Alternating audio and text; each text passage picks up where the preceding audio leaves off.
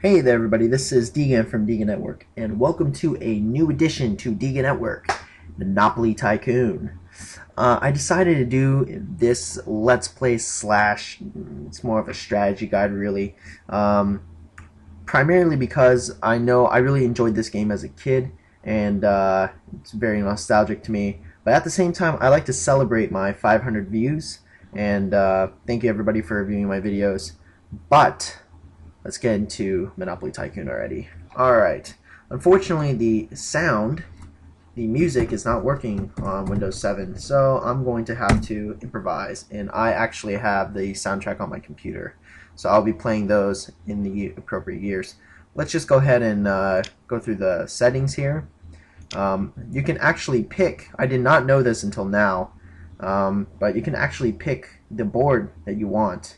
So if you're from the United Kingdom, you can pick your United Kingdom board. New Zealand has its own Monopoly type of thing, and you can really do that. But I'm just going to stick with the United States because I'm used to that. Very sad that they don't have Japan on there. That would be better. You can go through the gameplay. I'm not really going to adjust any of this stuff. The sound, music volume. I guess maybe.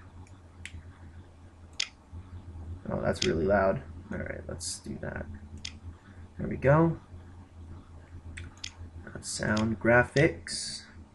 High, trilinear. Alright, I think that's good enough. Let's go ahead and go with single player and single player campaign. Okay, so let's go ahead and do Gold Cup.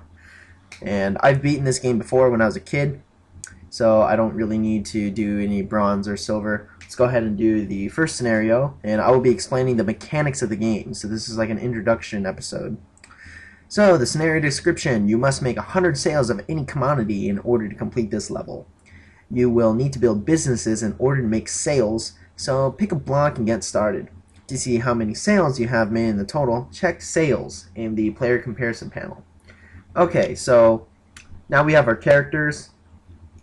I want to go ahead and explain all the characters.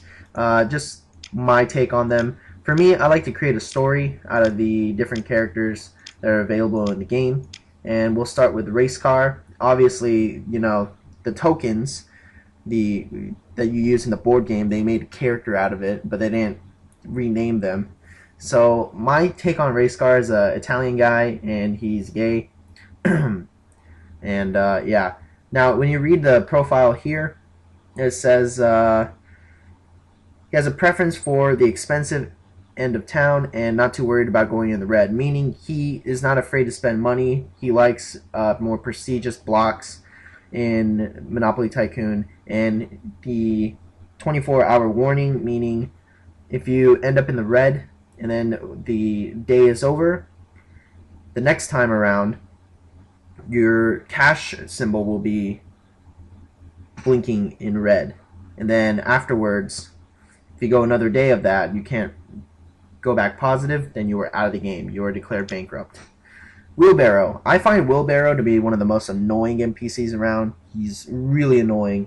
See, it says down there, although generally good-natured, bullshit, Wheelbarrow can become one of the aggressive, one of the most unpredictable characters in the city.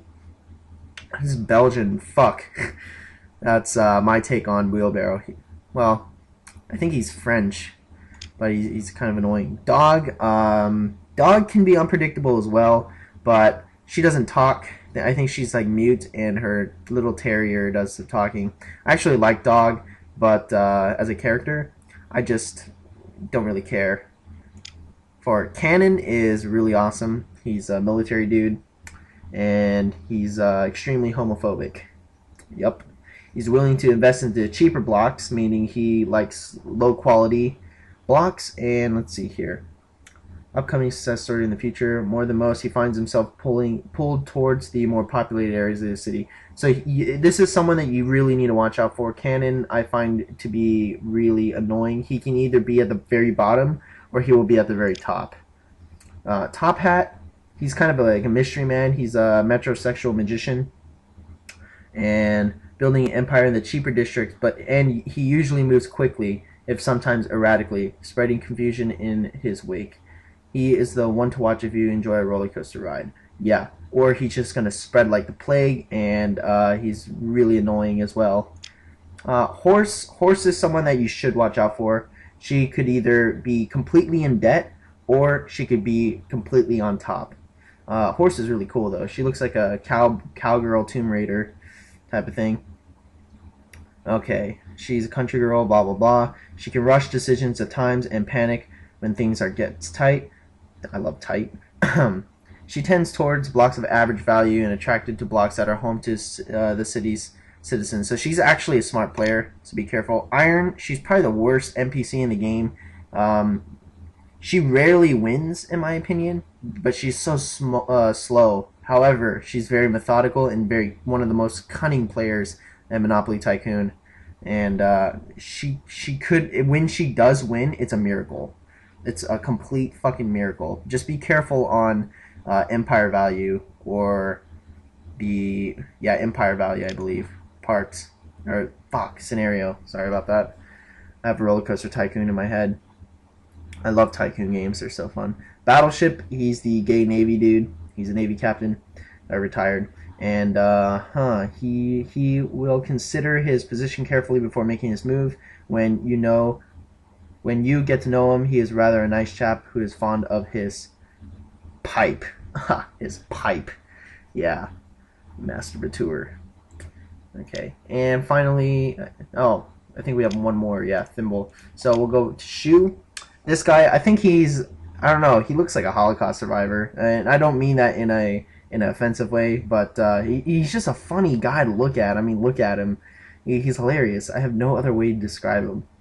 Okay, he's a cobbler by trade, blah blah blah. And see, Shu is very careful with his money and can at times appear rather too cautious, prone to slipping out of his character when under pressure. He's harder to predict than most, and that is true. He can be surprising. He's a warm-spirited chap and a genuine soul. Yeah, because he's been through hell. Thimble. Thimble is just, she looks like a rich bitch. My father used to play Monopoly Tycoon, and he would always pick Thimble as his avatar. Okay. However, when on a 24-hour warning, she might well contradict her otherwise bullish nature, bearing in mind that not so long ago she was running a small fashion house. This is a big step for her. So she's like the newbie in the group. However, she can be a total bitch. She's not afraid to use these freaking gay-ass chance cards that you get. So they really took... Let's go ahead and start the game. I'll explain this on the way. They really took the essence of the board game into the actual game itself. What the fuck? Alright. So this is the sales screen. And this is like your player tab. And this is... A lot of this goes with the challenges. Sales, obviously. It's like who can get the most sales or whatever. Let's see. Let me just go ahead and activate my music. Oh yeah. There we go. Okay. You got your cash. This is, your cash screen. You got your businesses, number of businesses that you have over here. You got your today's profit, which is cool. This is actually a challenge, a scenario, like a winning condition. Empire value is basically like park value on Roller Coaster Tycoon, and this is also a winning condition. Okay. Yesterday's 6 a.m. cost is, I will be explaining this later, it's basically your stocking, how much money that you gain at the end of the day, or how much money that you have to pay to restock your merchandise at the end of the day. Okay, so let's go ahead and jump into the blocks. You have pretty much everything in the actual board game, and if you picked a different board, these little titles will be different, obviously. So let's take a look at the different places. Okay, so this is the city panel screen, and it is really helpful. You could, you get the information on your people in the city, which I pretty much never use, but you can if you'd like. It's pretty much showing you, how many people are housed, how many people are tourists, how many people, the age difference. The income is probably the most important. and the housed one is probably the most important as well. If the house is low, you can build an apartment and benefit from it, but if it's already at 80%, there's really no point. And the income split, it's already at 30%, so it doesn't really matter which, block you build on. All of them are beneficiary.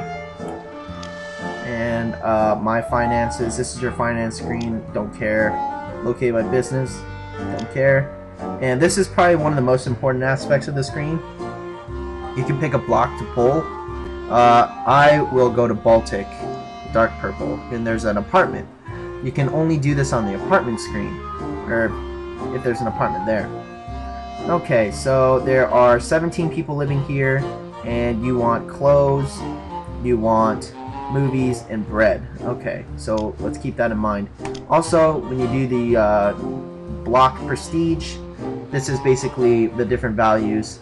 Depending on the board game, remember Boardwalk and Park Place are the most expensive properties in the board game, and then it's also the most expensive and blocks in the game. Therefore, you're supposed to build high quality shops there. Or you could just do like Baltic right over here and build very low quality things, which is generally what I do. I find it a little bit easier. It saves you a lot of money. So here's the apartment. Remember, it said clothing, movies, and bread. But it's already 5:39 in the morning, or PM, so there's no point. So let's go ahead and build a night business of a cinema. Ta-da! Alright, let's just go with 436. And low, medium, high. These are the qualities. Obviously, the higher one looks so much better. But this is a low quality block, so low quality cinema is fine. And I also want a bar. Where are you, bar? Let's put the bar right there. Alright, so I spent a little bit of money. Really doesn't matter. But I just wanted to explain a little bit of the game in this tutorial, because this one is not hard at all. It doesn't matter, you just have to build. Okay, and then you have the rest of the blocks. Let's go ahead and take a look at the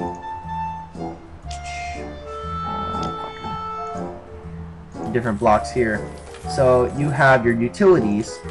On the 6 AM costs, as you can see here, I have two businesses. I've made $37 of profit despite how much I spent, and I have 45 sales. So I'm already halfway done with the scenario. And minus $382. Therefore, at 6 AM, I will be paying $382. Now, you have your utilities and things like that. You have the electric company.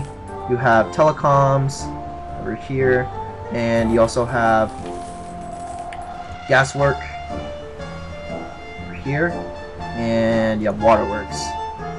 Now, I know in the board game they have waterworks and I believe electric company. Now, this is how much money you would get. So you get $94 at every 6 AM with just the waterworks, and if you have all four, you get $377 there. And you get the income from everybody. Each of your business that you build contributes to this. And as you can see here, total profit, it's completely sold out. Alright, where is the... That's not what I'm looking for. I guess it doesn't show you, but each business will give you that. And meaning you can actually take money from the players. They will pay the electric company depending on which businesses contribute to, what utility, and you would get the money from that. And how you do that, how you own this, is you have to lease the block. Unfortunately, in this, scenario, it won't do that. And the same goes with Railroad. However, Railroad is a little bit better. You get $215 for it, and with all three, you get $860. You also get money for building an apartment, but it's already built, so that sucks. Alright, while we do that, I'm going to be building some more things. Clothes store. Remember they said they wanted clothes? Let's go ahead and build that. And what else do they want? also want bread and toys. Okay. Bread, bakery. And where is the toy store? And every day is 5 years. One day in this game is 5 years, and every 10 years the soundtrack changes. And that's awesome. I find it really awesome. The soundtrack in this game is perfect. Alright, so let's go ahead and take a look at the screen here for your individual businesses. Okay, so you have the overview, and it'll give you, you know, total profit and things like that. I think maybe Cinema is a little bit better. Right here, 1930. So one day I made about $200 of profit, which is great. And you can go in here and you can even set the price of the movies. $11 seems to be working well. Why not raise this up to $12.50? And you can even change the stock that you want, so you can pay less for your 6 a.m. costs. However, I don't recommend doing that. And depending on the quality, the higher quality your building is, and that way you can crank up the price. Let's just go ahead and make this flat $10 so more people would buy it. The bakery. Huh? I'll take $3 breads. Closed store. Let's go ahead and make this $25. Here we go. $24.50. Here we go. 6 a.m. Oh, and I have to spend $1,000 to restock all my stuff. Now, if I had the utility and the railroads or an apartment of mine, that would significantly reduce my 6 a.m. cost, because I would be making money there, and that definitely helps on today's profit, because the amount of money you spent on 6 a.m. costs hinders your today's profit. So the apartment, if I own this apartment and I had tenants, let's say I have 45 tenants and the rent is $18, it would be 45 times 18, and I would be making that much money. So if I own this apartment right now and I had 17 tenants, I would be making $306 on the 6 a.m. cost, making my profit somewhere in the 772 region, or minus 772. So it really does help when everything adds up. Okay, let's go ahead and do times 4 speed, and you can see your game statistics here with all the other players as well on this button. Okay. And that was really, I won in 35 minutes of opening. Okay, you have won 100 sales. Well done, you were the first player to make the target goal. Nice. Dun, dun, dun, dun, dun. And then it just sets you there and blah blah blah. Remember, this is a pretty old game. Alright, I'm going to turn off the soundtrack real quick. Great, and then here you can see your different daily profits and all that stuff. So let's go ahead and do the next scenario, because this is really simple. It won't take really long. A homely city. This level is very similar to the last, but this time there are no apartments in the city. You will need to give the citizens somewhere to live before they can start shopping. Build at least one apartment, then some stores in order to make 100 sales. Alright. I'm going to be Cannon. Okay, so most of the time people flow out from the railroads. So initially your first response is, hey, build it right by. So we're going to go to Jefferson. I like the low quality ones. Actually, you know what? We'll go to the higher quality. Let's go to Indiana, because I live there now. I don't live in Japan anymore. Boo! Alright, so this is a medium level, level 3, on the Prestige, 3 stars. So we should build an apartment. Residential apartment. And you can make this a huge freaking apartment if you want. It could be that big, 4x4. I'm going to stick with a 3x3. Make it 9 floors, medium, and you spend half of your money doing that. And you can even adjust the color scheme and the building type if you'd like. High quality looks so much better. That looks really cool. And then the low quality looks like a freaking, I don't know, Compton area. No offense to anybody that lives there. Let's go with the white. And then it would build your apartment for you. Alright, we also want to build businesses. But generally, you can go ahead and build a clothes store. My usual formula is clothes store. Let's go with that. Clothes store. Doctor's office.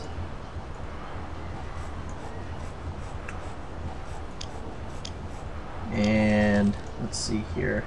I want to spend a shitload of money so we can go in the red so I can show you what we're talking about. Let's go with night businesses, a bar. I'm just spending all my money. Interesting. Where it is cinema.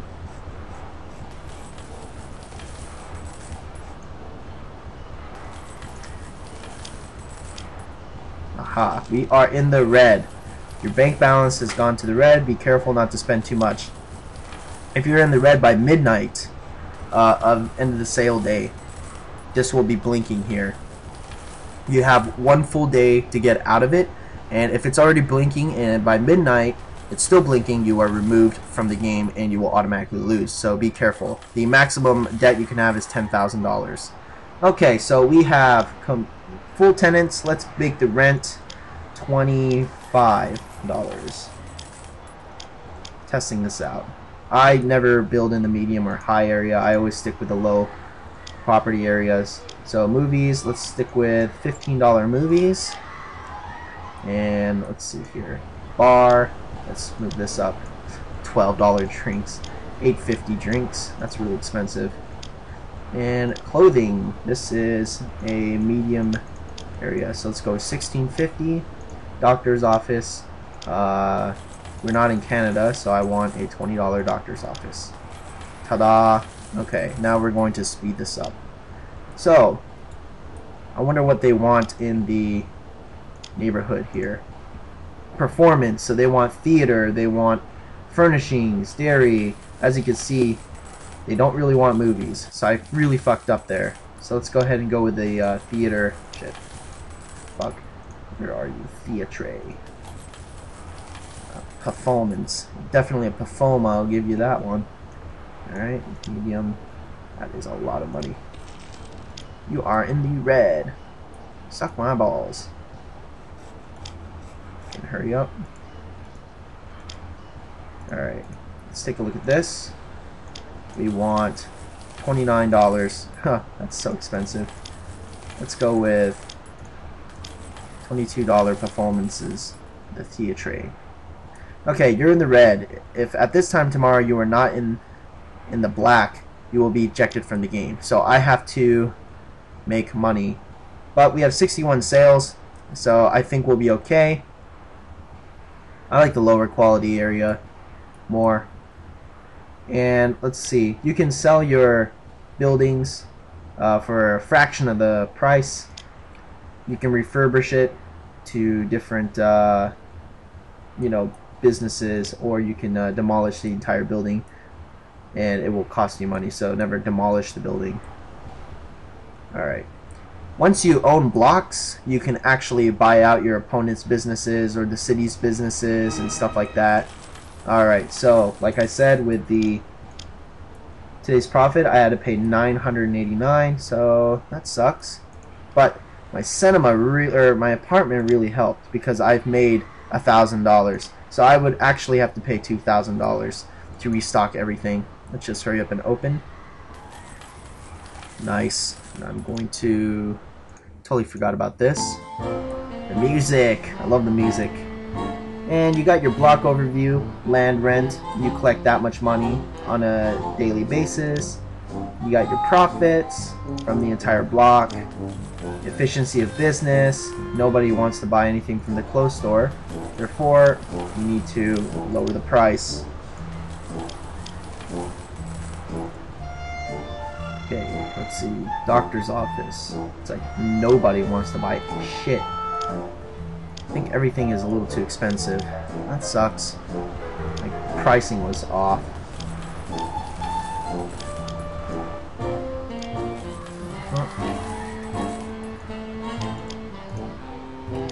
Yeah, my pricing was off. There we go. Let's build some more night businesses, shall we? Because I do not want to lose this game. How many sales do we need? 73. Dick. Restaurant. I want a restaurant. Restaurants are cool. Boom, boom, boom, boom, boom, boom. Just build, build, build.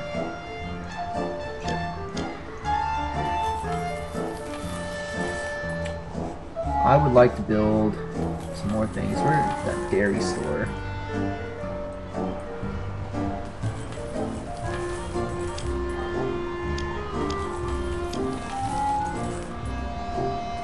Cafe, we'll build that. I'm just gonna build a shitload. And a grocery store. Oh, fuck you. Diner. Alright. Hopefully we get enough sales by the time this is over. Hardware store. There we go.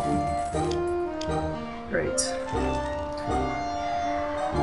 Okay, I have made 15 sales from the doctor's office, 25, need decent amount of sales. Hurry up, I need 100 sales.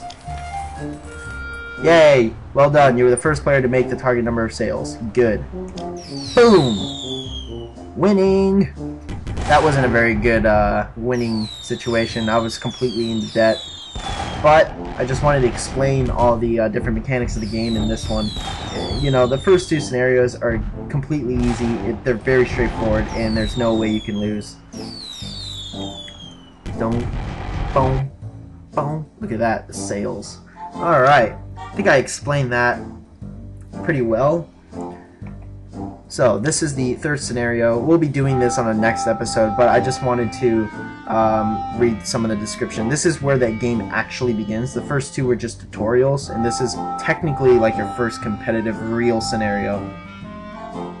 And you're pretty much, you have your first NPC here, Iron. She's a bitch, and you get to really pick whoever the hell you want. If you are Iron, your opponent will be Battleship. So that is somewhat of a strategy in later scenarios.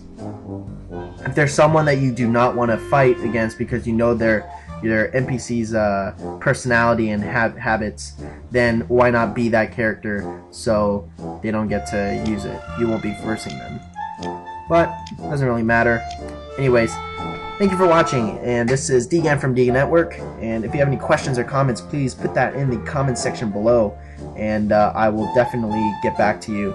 And thank you for your views. This is I'm uploading this because I had 500 views in less than a month, and you know, I was pretty happy about that. So thank you very much. Have a good day.